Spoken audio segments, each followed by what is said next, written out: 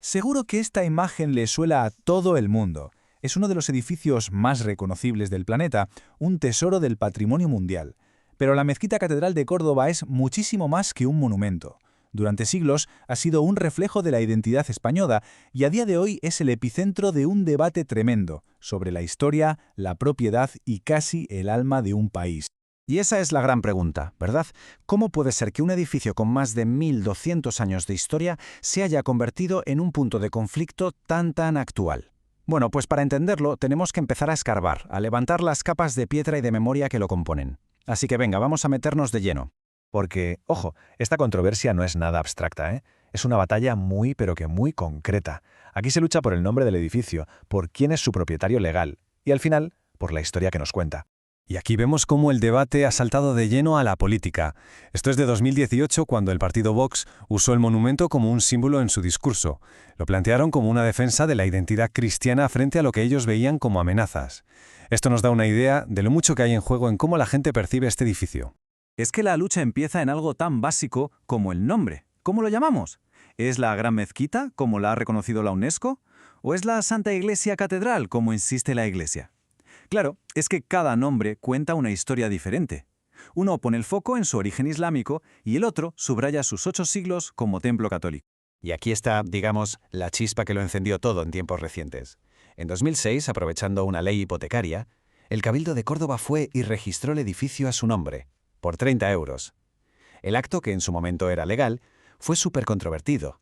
Mucha gente lo vio como la privatización de un patrimonio que es de todos, y eso activó a un montón de plataformas ciudadanas que empezaron a pedir su titularidad pública. Para entender bien de dónde viene toda esta tensión, tenemos que mirar el edificio en sí. Hay que fijarse en la arquitectura, porque es una auténtica paradoja construida.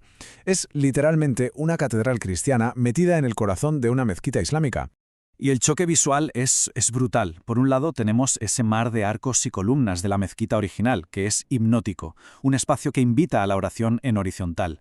Y de repente, ¡zas!, en medio te encuentras la nave gigantesca de la catedral, que se dispara hacia el cielo y lo rompe todo.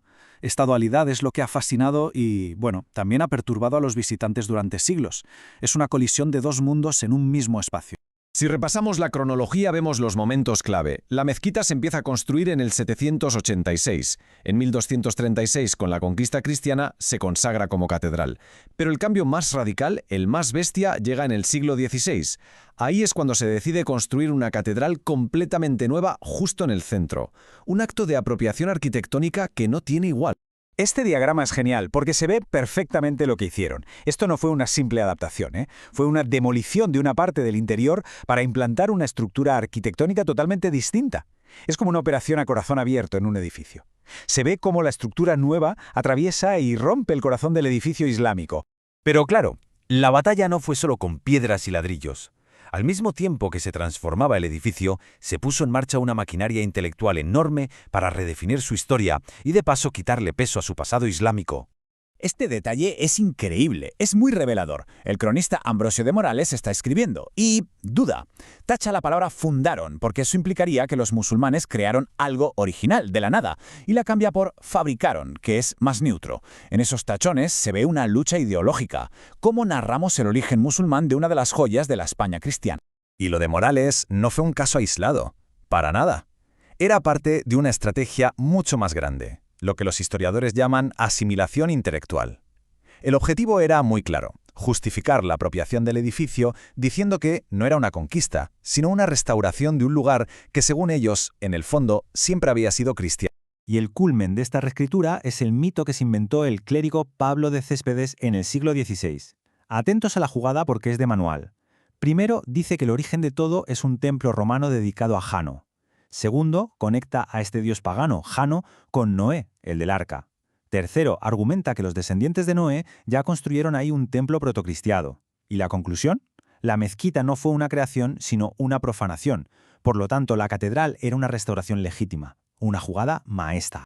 Y podríamos pensar que estos son solo historias antiguas, pero no.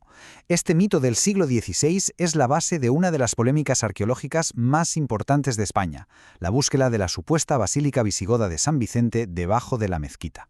Aquí está el meollo de la cuestión. Lo que vemos son los restos de un edificio antiguo que se encontraron bajo la primera mezquita, y la pregunta del millón, la que lleva dividiendo a los expertos décadas, es ¿qué es esto exactamente? ¿Son los restos de la famosa Basílica de San Vicente o son otra cosa? Y la cosa está así. Por un lado, los que dicen que sí que era la basílica se basan en que los restos podrían ser de un complejo episcopal y en crónicas islámicas, aunque son muy tardías. Por otro lado, los críticos señalan que no hay una planta clara de iglesia, que las crónicas podrían ser leyendas y un dato que es crucial, no ha aparecido ni una sola tumba cristiana, que sería lo normal. La evidencia, como se ve, es ambigua y cada bando la interpreta para apoyar su propia historia. Y lo más curioso es ver cómo esta historia, la que nació en el siglo XVI, sigue vivita y coleando. Esto es un folleto turístico actual de la catedral, y si nos fijamos, se da por sentada la existencia de la primitiva basílica.